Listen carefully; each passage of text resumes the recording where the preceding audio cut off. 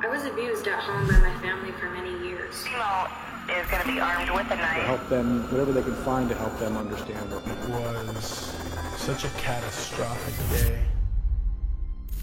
The following stories tell the tale of talented young people who seem to have nothing but a bright future ahead of them. Instead, they gave in to their demons and chose a very dark path.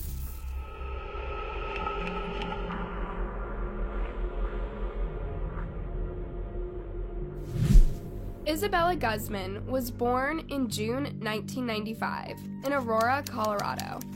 For most of her childhood, she grew up with her dad, Robert, and her mom, Yun-Mi Hoy. It might sound like a nice story, but according to Isabella, it was anything but. I was abused at home by my family for many years. My parents are Jehovah's Witnesses. And I left the religion when I was 14, and the abuse at home worsened after I quit. Investigators looking into Isabella's childhood confirmed it was a pretty dark picture. She would never smile, play, or want to spend any time with her parents. However, from her parents' point of view, the main issue wasn't their behavior, but their poverty. They both worked as artists, sharing a studio, and barely making enough money to cover the bills. Isabella developed a deep-seated hatred for her family, as they were never able to provide her with things other children had. Robert and Yun-Mi hoped that Isabella would simply grow up and understand and forgive their financial struggle, but she only came to resent them more. Then, when she was 7, her parents split up, and Isabella stayed with Yun-Mi. But the arguments between them got so bad, Yun-Mi literally passed Isabella over to Robert. A few years later, Robert passed her to Yun-Mi. I don't know about you, but this doesn't sound like the ideal parenting style to me. Yun-Mi and Robert continued to share their art studio after they broke up because they simply couldn't afford to get another one. They would often take Isabella with them if they worked late, but she would prefer to be home alone, even when she was 10. Then, when Isabella was a teenager, Yun-Mi brought a new boyfriend home, Ryan. Isabella saw Ryan as a failed replacement for her dad. She would now threaten her mom to get rid of him. But according to criminal psychologists, Yun-Mi never took these treats seriously enough. The mother allegedly was very fearful of her daughter.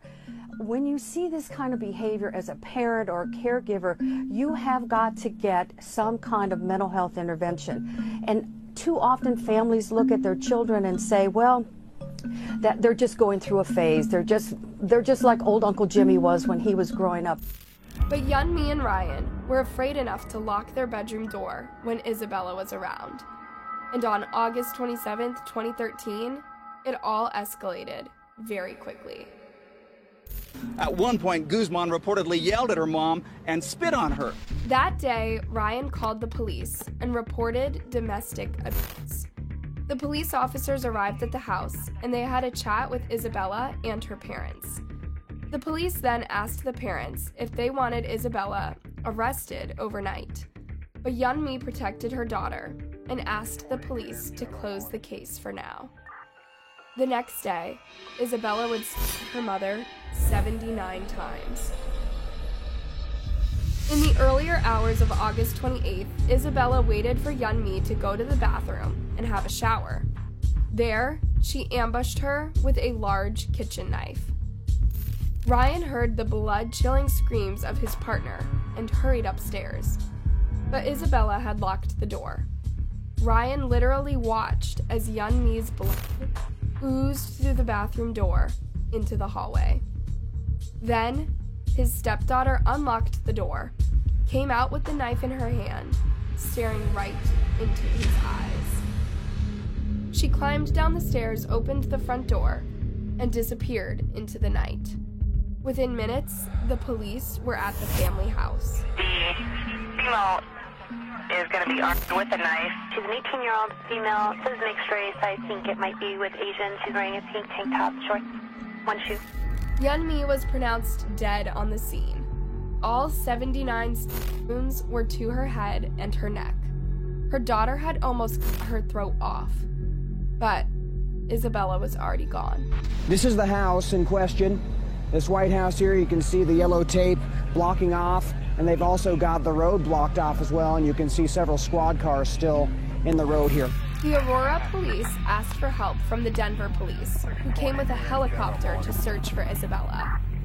But it was local people who spotted Isabella in a parking garage less than a half a mile away from her home the next day, and she was arrested on the spot. She was charged with first-degree murder, and as she had already turned 18, she could be tried as an adult. People wanted the harshest penalty for a person who had killed her own mother in such a gruesome way. Just the whole thought of leaving your mother naked and bleeding and wet on a bathroom floor, your mother, the thought of that, I can't even think about it. When I look at this girl's face, I'm absolutely physically repelled. At her trial, Isabella kept grimacing at the cameras. People saw the craziness in her eyes right there and then. Something was truly off. Both the prosecution and the defense agreed that Isabella had a severe psychotic reaction when she killed her mother. That means a reaction based out of stress, and the person kind of loses contact with reality. Apparently, the moment she decided she was going to kill Yeonmi, Isabella was convinced this wasn't her mom, but a woman named Cecilia. Voices in her head had told her Cecilia had to die if she was to save the world. Something happened to this young lady in the past, and it was extraordinarily traumatic and stressful, and that she never got the help she needed. And so it just kind of all spilled out like a volcano all at that moment, and that rage was focused on her mother. Indeed, there were many signs that Isabella was suffering from schizophrenia. Her preference to be by herself rather than with her parents, even at an age where children are dependent on their families. Her constant arguments that would go from 0 to 100. The warning signs went back years. They didn't just start 2 or 3 days before the homicide. Isabella's parents wanted to believe she would get better, but this was a tragic mistake. Her mental health issues deepened and deepened until she reached a breaking point. But when it gets to the point where you as the parent or caregiver are so afraid you are locking your doors, you need to call the police, and sometimes, I hate to say it, but oftentimes it means you have to have your child arrested. That sounds cold, I know that, but if you are that afraid and you know your physical safety is at stake here, you have to take drastic measures. Ryan did take drastic measures, but not to the end. Just one day before the murder, he called the police and reported Isabella's abuse towards her mother. However, the argument seemed settled, and the police agreed not to arrest Isabella if her parents were content. But this event happened so close to the murder, investigators even wondered if it wasn't the catalyst for the itself. That certainly could have been a catalyst. It could have been something that made Isabella even more angry than she probably already was, but we don't know what that conversation was between law enforcement, her mother, and Isabella. Apparently, the police made it clear that as she was 18, Isabella could get kicked out of the house and made homeless if she continued to behave that way. This might have been the last straw. That night, she wrote to her mother, "You will pay." A few hours later, she killed her. Isabella pled innocent by reason of insanity. This means that she was so mentally unstable at the time of the murder, she couldn't tell right from wrong. To many people's disappointment, the judge accepted Isabella's plea. She was sent to the Colorado Mental Health Institute at Pueblo. But this is not where the story ends. In fact, it's about to get even creepier. In 2021, 8 years after her case was closed, Isabella became a viral face on TikTok. People were applying her weird faces during the trial over Ava Max's song, Sweet But Psycho. The song itself was controversial enough. Ava Max was called off for glamorizing mental illness and encouraging pretty faces to leave their issues untreated. But TikToks of Isabella with that soundtrack were something else. Some people appreciated her quote, pretty aesthetic, completely avoiding the topic that she'd stabbed her mother 79 times. Of course, there were enough people condemning the trend too. The biggest issue people pointed out was that the trend almost made it look like it was okay to be a schizophrenic psychopath and kill your mom, as long as you're pretty.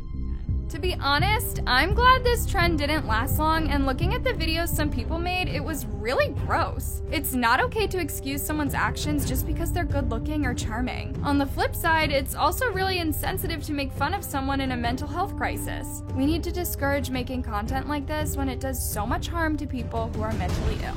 Also, making fun of a person with severe mental health issues only adds to the stigma surrounding mental illness. We live in an era where stigmas should slowly disappear, not be reinforced. Isabella is currently getting treatment at the Colorado Mental Health Hospital, and she claims she is much better than she was 9 years ago. I was not myself when I did that, and I have since been restored to full health. Isabella wants to get out of the hospital, but freedom isn't her only motivation. In 2015, she reported that one of the staff members sexually assaulted her in a closet. He asked me if I wanted to go in there and look through to get some clothing, so I did. The other patient left, and he went in there and shut the door behind him. And even though she reported him to the police, he continued to try and force himself on her. Isabella was initially reluctant to start too big a process against him, for fear of being transferred to prison. I was afraid that if I didn't do what he wanted, that he could ruin my life. But as things got worse, she is now seeking prosecution for the man. And of her past, she speaks with remorse, knowing she can't go back in time, but she can try and fix her present. If I could have chosen a different path now, I would have. But I can't change the past.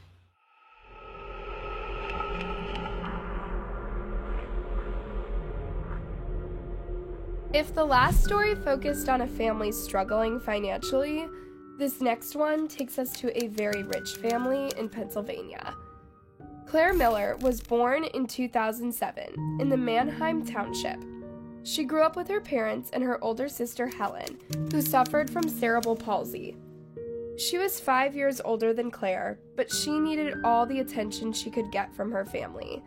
She couldn't walk, and she could barely talk, only saying a few words, but never full sentences. But their father, Mark, was very rich and ensured the girls with excellent care and education. Both girls studied at Lancaster County Day School, one of the most expensive schools in Pennsylvania. By her early teens, Claire was described as a talented painter and sculptor. She even won an award at a painting competition. Every time she had the support of her dad. Claire's dad was also the subject of many of her TikTok videos. Yep, Claire was pretty popular on TikTok. She posted regularly and had amassed a pretty serious fan base by 2021. My dad has to stop opening the conversation with "this is just like the gay bar in Japan." Looking at her TikToks, it's safe to assume Claire had an excellent relationship with her dad. Such balls! Yeah! Killed that! And from what Mark could tell, Claire had a good relationship with her sister, too. She wanted to take her sister to her doctor's appointments, and if Helen had a bad day, Claire would take a day off from school to stay home with her. If anything, this seemed quite mature of a 14-year-old. But no one would hear Claire's thoughts.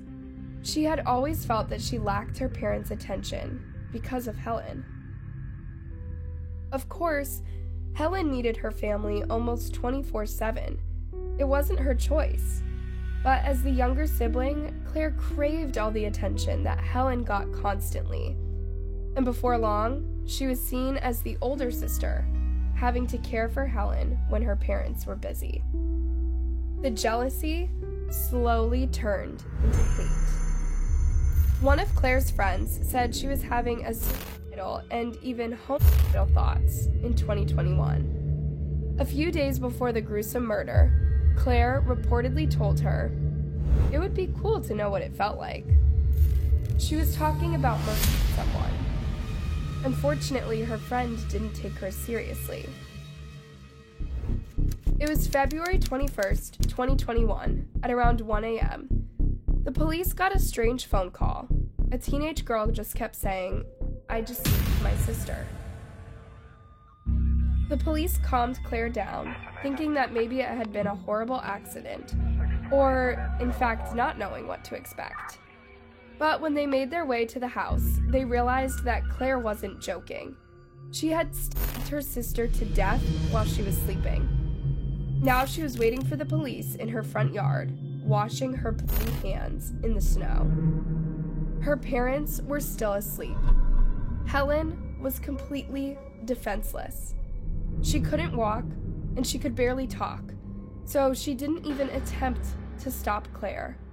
And her sister knew this and took advantage of it. Claire gladly greeted the police officers and took them upstairs to Helen's room to show them what she had done. She showed zero remorse. The police found Helen lying on her bed, face up, her head covered by a pillow. When they lifted the pillow, they saw a knife sticking out of her throat.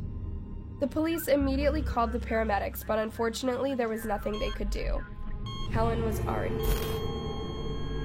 Amidst this, the girl's parents woke up and had to come to grips with the reality. One of their daughters had just killed their other daughter.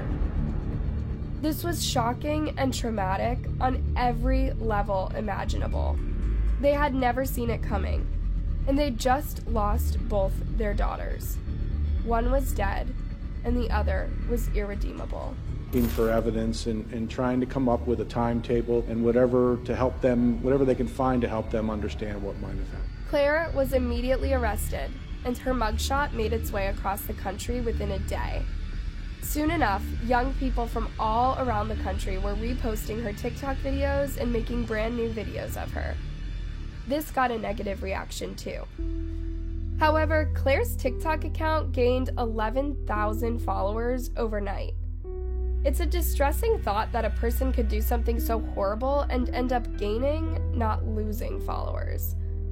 Claire became such a trending topic that her high school decided to speak publicly. They offered condolences to her family and discouraged teenagers from spreading this horrific trend. During her first court hearing, Claire appeared on video wearing pigtails and a collared shirt. This is not the first time teenage criminals try to appear young and innocent so as to get a reduced sentence. But the jury isn't buying it. The prosecutors want Claire to be tried as an adult for the simple reason that her crime was of the most heinous nature. She killed her own sister, knowing all too well that she would be unable to defend herself. In fact, in Pennsylvania, juveniles are tried as adults unless the crime isn't serious enough. And Claire's act of murder is made even more severe by the lack of remorse she's shown throughout her arrest and trials. This case is very fresh, so Claire's trial is not yet over. Currently, she's in a female prison in Pennsylvania, in a single-person cell. Meanwhile, investigators as well as Claire's family is trying hard to piece the puzzle together and understand how she could have gone from a bright young girl who sometimes felt ignored to a murderer. Perhaps there were signs.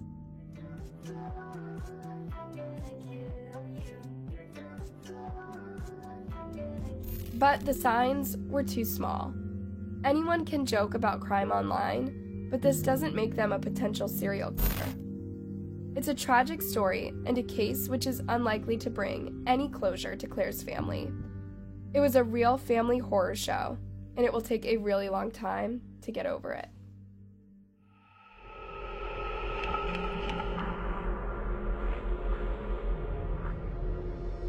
This last story takes us to warm Tampa Bay in Florida State in 2018.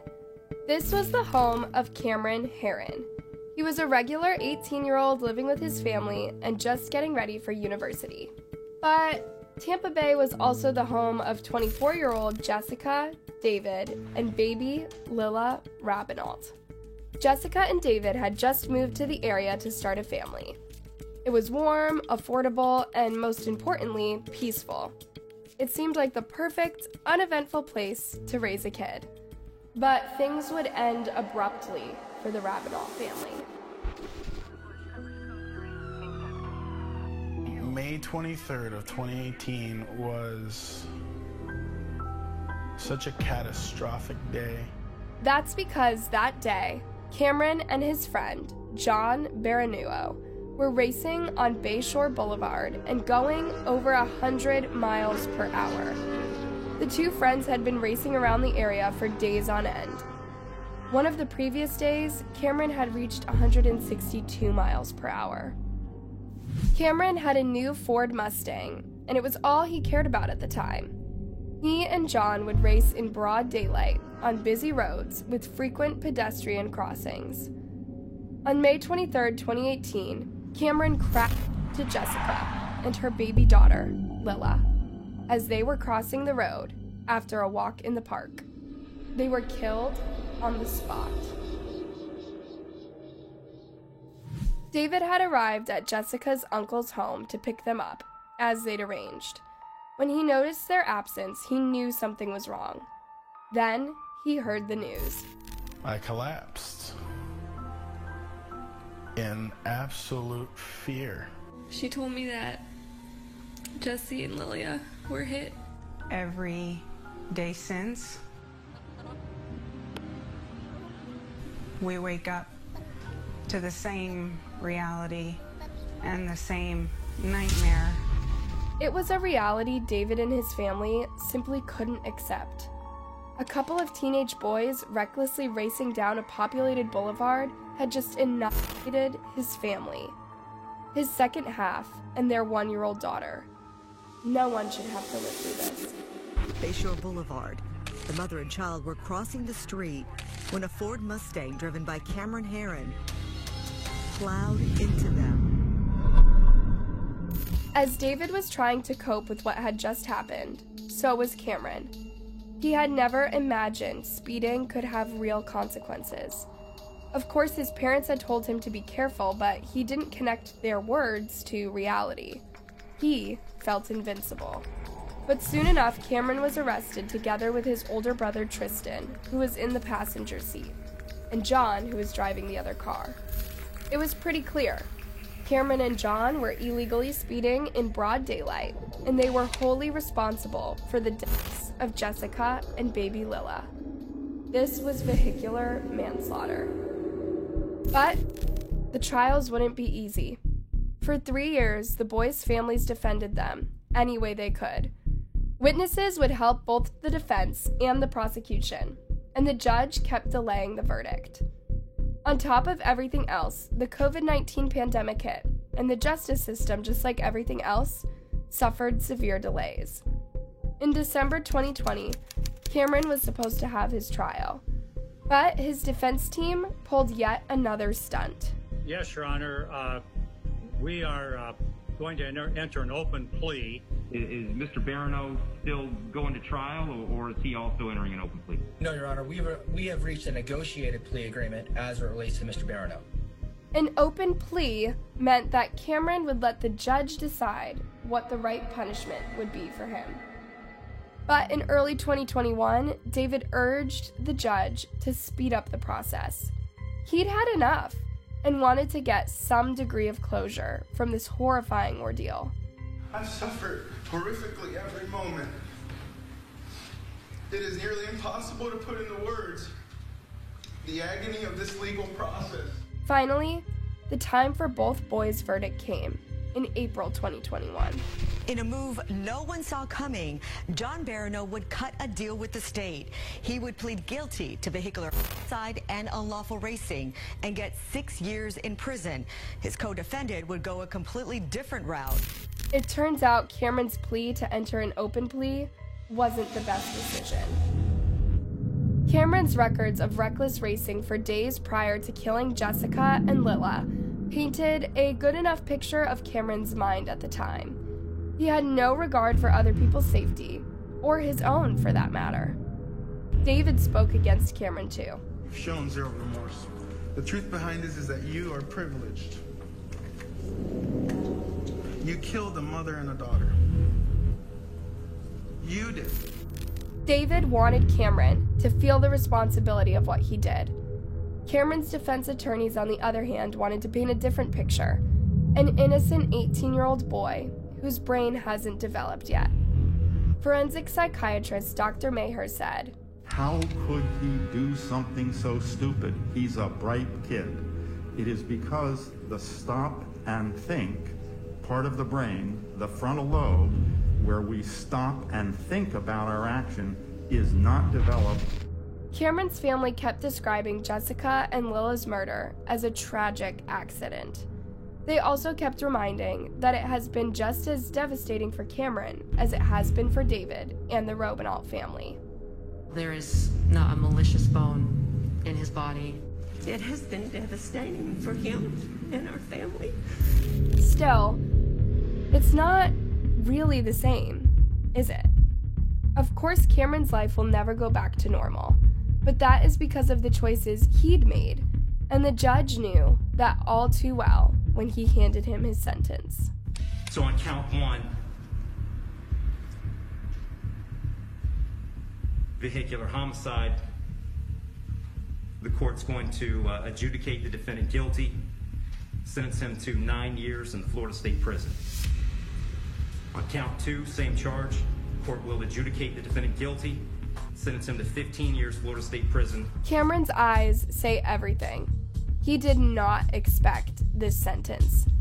His friend had gotten 6 years. Cameron's lawyers thought an open plea deal would have earned him a better sentence, but it turns out they were terribly wrong. David thought Cameron's sentence of 24 years serves as a good lesson for youngsters worldwide.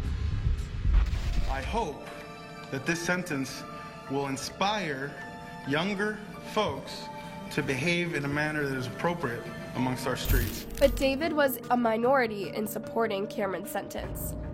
Here's where it gets nasty. Cameron soon became a viral face on TikTok. People wanted justice for him. More exactly, his pretty face. TikTokers worldwide posted videos of Cameron in court with broken heart emojis and hashtags like "Justice for Cameron Herron" and "Free Cameron." And soon, it wasn't just TikTok.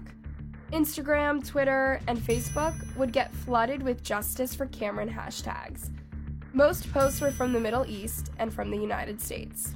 And most of the people posting were young girls who thought Cameron was simply too cute to spend 24 years in prison.